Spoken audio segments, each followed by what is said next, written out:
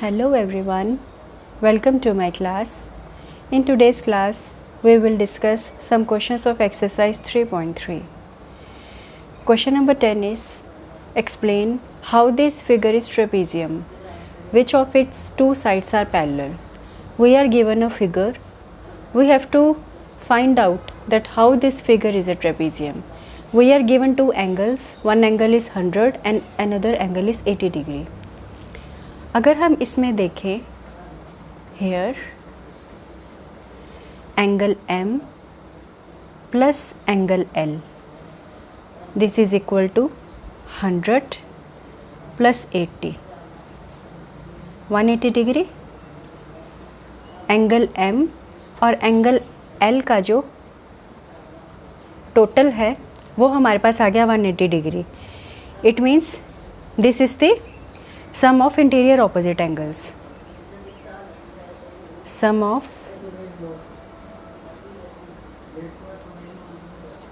interior opposite angles is 180 degree. Therefore, N, M and KL are parallel.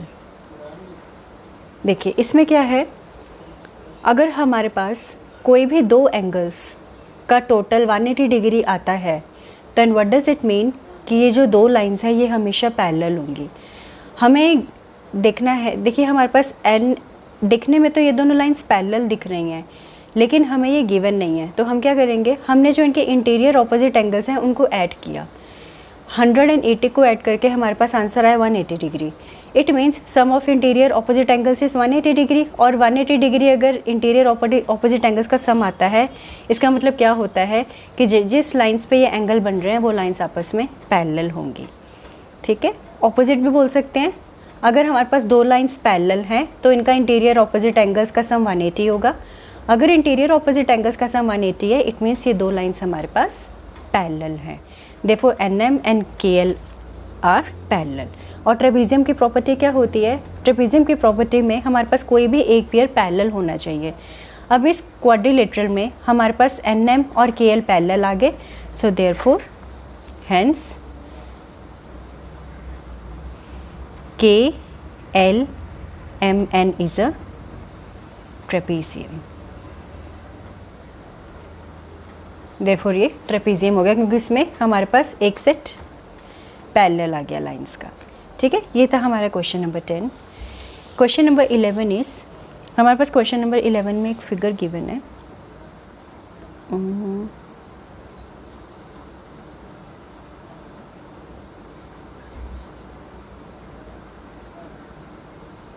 A, B, C and D. This angle is given as 120 degree. और हमारे पास क्या given है, A B जो है वो D C के parallel है. अब देखिए ये लाइन्स हमारे पास पैरेलल गिवन है, हमने माइनर ऑफ एंगल सी निकालना है, ये एंगल निकालना है. अगर हमारे पास कोई भी दो लाइन्स पैरेलल हैं और एक लाइन अगर उनको इंटरसेक्ट कर रही है तो उनके इंटीरियर ऑपोजिट एंगल्स का सम हमेशा कितना होता है, 180 डिग्री. Here solution is, here angle B plus angle C is equal to 180 degree. Why? Because AB is parallel to DC. Therefore angles sum of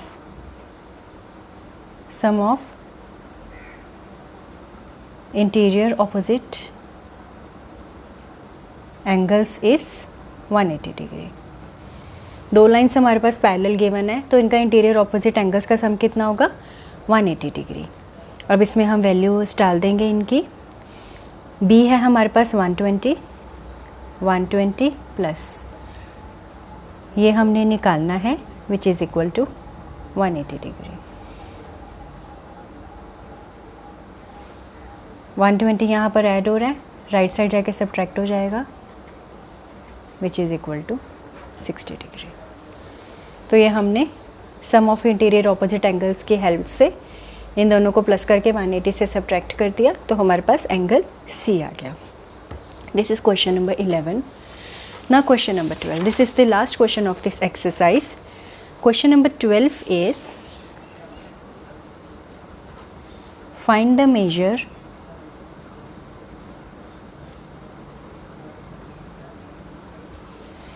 of angle P and angle S if SP is parallel to RQ. हमारे पास एक diagram given है जो कि मैं भी यहाँ पर बना रही हूँ.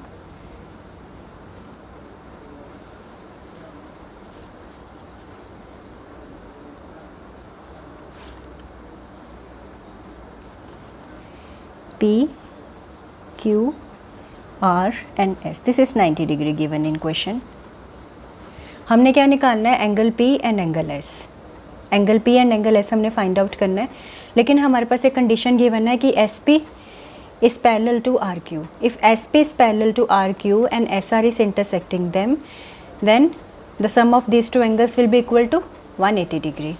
We'll write over here, since SP is parallel to RQ, therefore angle S plus angle R is equal to 180 degree. Reason, sum of interior opposite angles is 180 degree. ठीक है. Angle S as it is. What is angle R? This is given 90 degree in question itself. Angle S is as it is 180. 90 is adding over here. It will get subtracted to the other side. Angle S is 90 degree. एक हमने निकाल लिया 90 degree. ठीक. अब हमारे पास S आ गया. अब हमने P निकालना है. अब देखिए PQRS जो है वो हमारा क्वाड्रिलेटरल है. अब हमें पता है जो क्वाड्रिलेटरल है उनके चारों एंगल्स का सम कितना होता है? 360 डिग्री.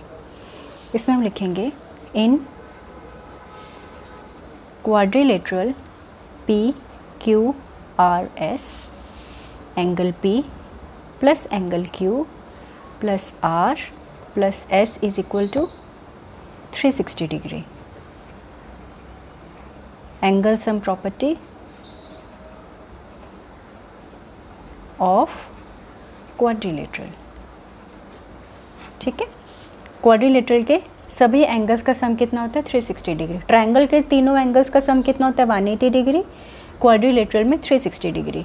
एंगल P हमारे पास नहीं है, we have to find it out. Angle Q कितना है हमारे पास? एंगल Q भी हमें फाइंड आउट करना है. Angle Q is also given in question actually. Sorry, I forgot to write it out. Angle Q भी हमारे पास 130 गिवन है. एंगल Q की जगह 130 degree plus what is angle R? Angle R is 90 degree and angle S. Angle S is 90 degree. 360 degree. ये हमारे पास given था क्वेश्चन में. सॉरी, जब मैंने बुक से डायग्राम ड्रॉ किया मैं ये लिखना भूल गई. एंगल P प्लस इन तीनों को जब हम ऐड करेंगे तो हमारे पास आंसर आएगा 130 plus 90 is 220. 220 plus 90 is 310 is equal to 360 degree. Angle P is 360 minus 310. तो एंगल P हमारे पास आ गया 50 डिग्री. ठीक है. एंगल P आ गया 50 डिग्री. देखिए, एक तो ये हमारे पास मेथड है एंगल P निकालने का. एक और ऑल्टरनेटिव है. एंगल P हम कैसे निकाल सकते हैं? ये हमारे पास 90 आ गया यहाँ से. ये हमें ऑलरेडी 90 गिवन है. ये हमारे पास 130 गिवन है. ये दो लाइंस पैरेलल हैं.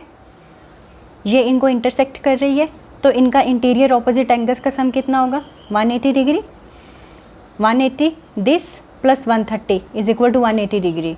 तो 180 में से इसको माइनस करेंगे, हमारे पास ये एंगल आ जाएगा. और ये और मेथड है एंगल P निकालने का. देखिए, angle P plus angle Q is equal to 130 degree. Angles by sum of interior opposite angles 180.